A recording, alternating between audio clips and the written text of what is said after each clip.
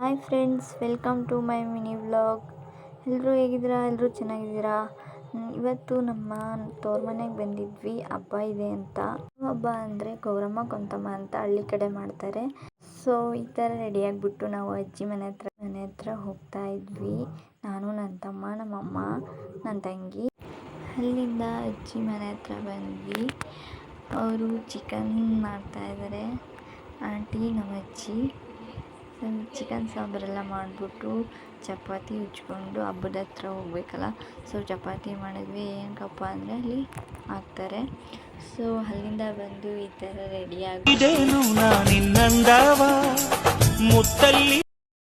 ನನಗೆ ನಾನೇ ಸಾಂಗ್ ಹಾಕ್ಕೊಂಡು ಇಲ್ಲಿಂದ ಕೊಂತಮ್ಮನ ಹತ್ರ ಹೋಗೋಣ ಅಂತಂದು ಹೋಗ್ತಾ ಇದ್ವಿ. ಸೊ ಆಲ್ರೆಡಿ ಕೊಂತಮ್ಮನ ತಗೊಂಡು ಹೋಗ್ತಾ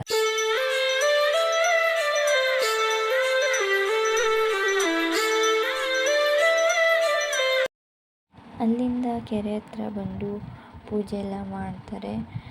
ಪೂಜೆ ಮಾಡಿಬಿಟ್ಟು ಚಪಾತಿ ಹಾಕ್ತಾರೆ. ಚಪಾತಿನ ಯಾಕೆ ಹಾಕ್ತಾರೆ ಅಂತ ನನಗೂ ಗೊತ್ತಿಲ್ಲ. ಸೊ ಗೊತ್ತಿದ್ದವರು ಕಾಮೆಂಟ್ ಮಾಡಿ.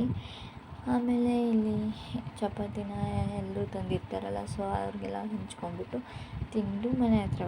ಸೊ ಇಲ್ಲಿಗೆ ನನ್ನ ಮಿನಿ ವ್ಲಾಗ್ನ ಎಂಡ್ ಮಾಡ್ತಾ ಇದ್ದೀನಿ. ಇದು ನನ್ನ ಮೊದಲನೇ ವ್ಲಾಗ್ ಆಗಿರುತ್ತೆ. ಲೈಕ್ ಮಾಡಿ, ಸಬ್ಸ್ಕ್ರೈಬ್ ಮಾಡಿ. Thank you for watching YouTube fam.